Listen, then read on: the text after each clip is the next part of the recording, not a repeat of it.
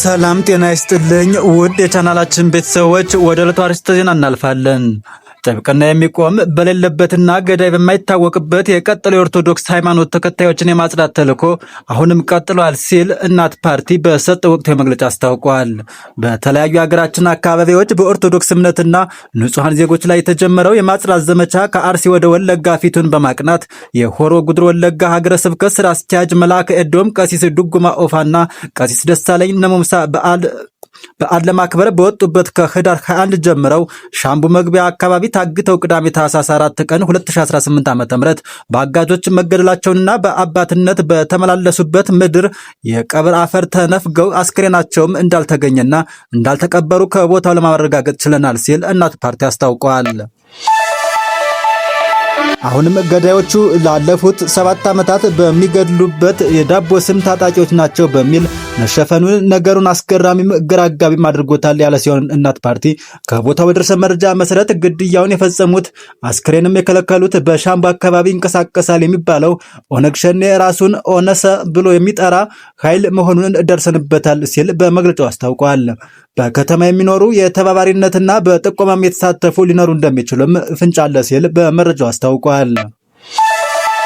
የቤተ ክርስቲያን አባቶችንና ምዕመናን ግድያ ስልታዊ በሆነ የሚፈጸም የዘር ማጽዳት ዘመቻ አካል እንጂ ድንገት እንዳልሆነ በጽኑ እናምናለን ያለው እናት ፓርቲ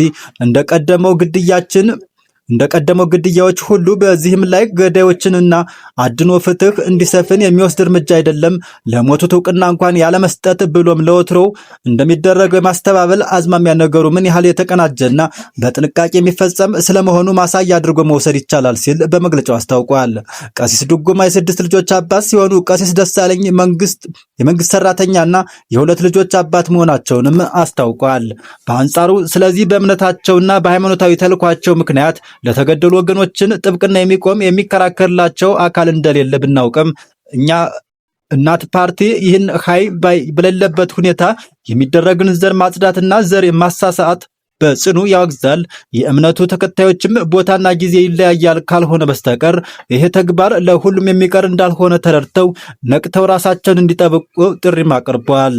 በመጨረሻም እናት ፓርቲ ለሞቱት ረፍተ ነፍስን ለቤተሰቦቻቸውና ለወዳጅ ዘመዶቻቸው ለመላ እምነቱ ተከታዮች መጽናናትን ይመኛል በማለት መግለጫውን አጠናቋል።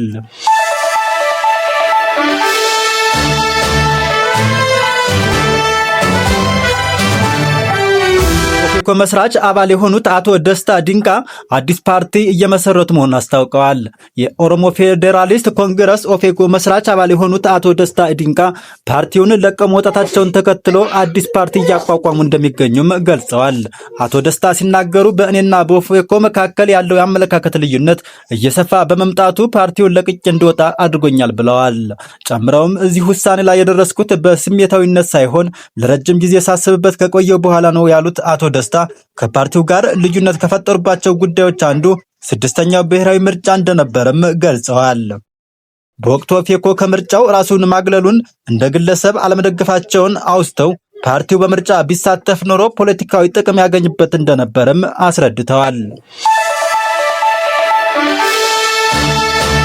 አቶ ደስታ አዲስ ብሔራዊ ፓርቲ መመስረት እቅድ ካወጡ 1 ዓመት እንደሆናቸው ጠቅሰው በዚህ እቅድ ከ2 የኦፌኮ የቀድሞ ማዕከላዊ ኮሚቴ አባላት ጋር አብረው እንደሚሰሩም አስረድተዋል።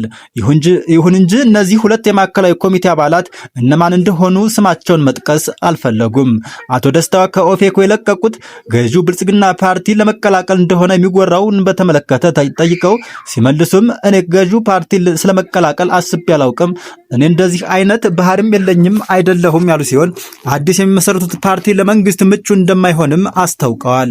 የፓርቲያቸው ዓላማ ህገ መንግስቱንና ህገ በላይነት እንዲከበር የሚል መሆኑን ገልጸው የሀገሪቱ የፖለቲካ ከጠመንጃ ውጭ በሆነ በሰለጠነና በውይይት እንዲመራ እንዲሆን የሚታገል መሆኑን አስረድተዋል። በአቶ ደስታ መልቀቅ ላይ ኦፌኮ ይህ ዘገባ እስከተጠናቀረበት ጊዜ ድረስ መግለጫ ያወጣው ነገር የለም።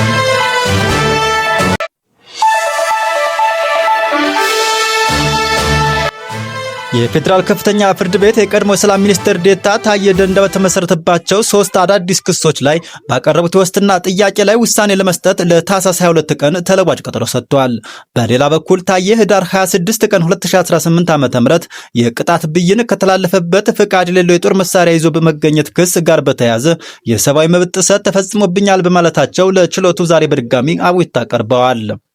ታዬ ከዚህ ቀደም ባቀረቡት በዚህ አቤቱታ መሰረት የሰመኮ ጉዳዩን አጣርቶ እንዲያቀርብ ተልኮለት የሰመኮም ተከሳሹ የሰብአዊ መብት ጥሰት እንደተፈጸመባቸው የሚያረጋግጥ የምርመራ ሰነድ የካቲት 6 ቀን 2017 ዓ.ም ለችሎቱ አቅርቦ ነበር። ሆኖም ችሎቱ በወቅቱ ለአቤቱታቸው እልባት ሳይሰጥ በመቆየቱ ታዬ ቅሬታቸውን በዛሬ በድጋሚ አቅርበዋል። ችሎቱ ግን ለሌላ የክስ መዝጊያ እያየ መሆኑን በመጥቀስ አቤቱታቸውን በጽሁፍ እንዲያቀርቡ ትዕዛዝ የሰጠ ሲሆን በተያያዘ የፌዴራል አቃቢ ሕግ በህዳር 26 የችሎቱ ውሎ ወቅት ታዬ ሆርን ኮንቨርሽን ከተሰኘ የበይነ መረብ ጣቢያ ጋር ባደረጉት ቃለ ምልልስ ከፍተኛ የህዝብ ድጋፍ አግኝተውብኛል እንዳልኩ ተደርጎ በመገናኛ ብዙሃን አማካኝነት ለህዝብ የተዛባ መረጃ ተሰራጭቶብኛል የሚል ቅሬታም አቅርበዋል።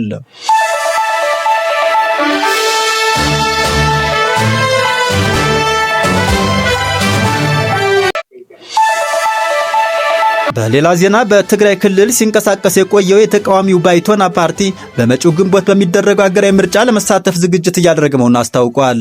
ፓርቲው በትግራይ ክልል ምርጫ ካልተካሄደ በአዲስ አበባ ከተማ ለመወዳደር ወጥኖ እየተንቀሳቀሰ እንደሆነም አስረድቷል። ፓርቲው በአማራና አፋር ክልል የመወዳደር ውጥን ያለው ቢሆንም በሁለቱ ክልሎች በምርጫው ለመሳተፍ አስቻይ ሁኔታ የለም ብሎ እንደሚያምን መረዳት ተችሏል። ፓርቲው በትግራይ ክልል ምርጫ ማካሄድ በሚቻልባቸው ሁኔታዎች ላይ ከብሔራዊ ምርጫ ቦርድ ጋር ንግግር መጀመሩንም አስታውቋል። የሰሜን ኢትዮጵያ ጦርነት ተከትሎ የፓርቲው ፍቃድ ተሰርዞ የቆየ ሲሆን በሚያዝያ ወር 2016 ዓ.ም ፓርቲው በአገር አቀፍ ደረጃ ለመንቀሳቀስ የሚያስችለውን ፍቃድ እንዳገኘም አስታውሷል።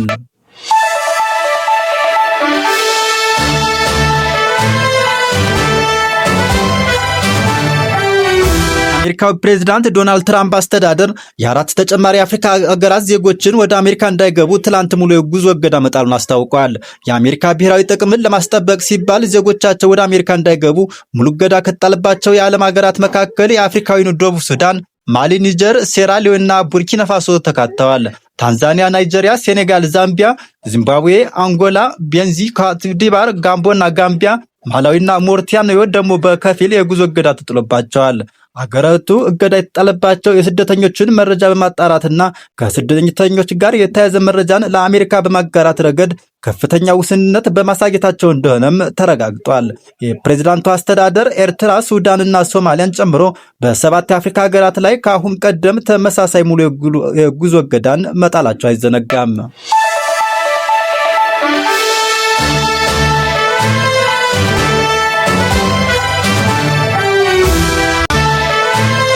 ወደ ሌላኛው አነጋጋሪ መረጃ ስናልፍ ተወዳጇ ድምፃዊት ቬሮኒካ አዳነ የአፍሪካ ህብረት የሰራተኞች ማህበር ዓመታዊ የሽኝት ዝግጅት ላይ በክብር እንግዳነት በመገኘት ባደረገችው ንግግር ታዳሚውን አስደምማለች።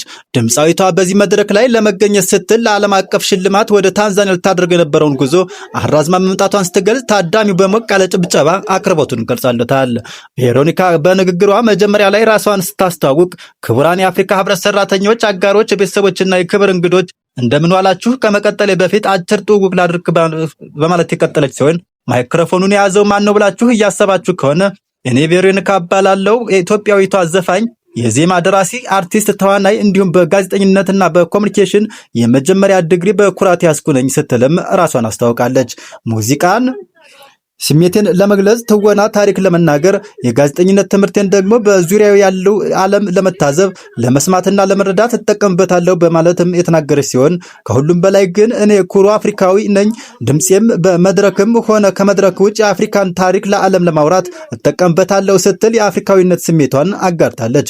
ድምፃዊቷ ለታዳሚው ባጋራቸው አስገራሚ መረጃ በዛሬው ዕለት ዲሴምበር 17 ታንዛኒያ ውስጥ በሚካሄደው የዚዮኮም አዋርድ 2025 ላይ በእጩነትና በድምፃዊነት ለመሳተፍ ፕሮግራሙ የነበራት ቢሆንም የአፍሪካ ህብረት ሰራተኞችን ለማክበርና ለማመስገን ስትል የበራ ጊዜዋን በማስተላለፍ በዝግጅቱ ላይ እንደተገኘችም አስታውቃለች። ዛሬ ለመብረር ፕሮግራም ነበረኝ፣ ነገር ግን ጉዞ የሌላ ጊዜ አስተላልፌ እዚህ ከእናንተ ጋር ልገኝ ወድጃለሁ በማለትም ገልጻለች። ምክንያቱም ላመሰግናችሁና ለአህጉራችን የምታደርጉትን ሁሉ ላከብር ፈልጌ ነው ያለች ሲሆን የአፍሪካ ህብረት ሰራተኞች ስራ እውቅና እንደሚገባውም ተናግራለች። ቬሮኒካ በመልእክቷም አፍሪካውያን ፍልስፍና በማስናት እኔ ያለሁበት በእናንተ መኖር ምክንያት ነው ስትልም በአዳራሹ የነበረውን የአንድነት መንፈስም አድንቃለች። በመጨረሻም ድምፃዊቷ በቀልድ እያዋዛች በነገው ዕለት ወደ ታንዛኒያ እንደምትሄድና በመድረክ ላይ ስትዘፍን ትንፋሽ ቢያጥራት እንኳን ታዳሚው እንደ ኮሪዮግራፊውን ቆጥሮ እንደሚያጥለቅላት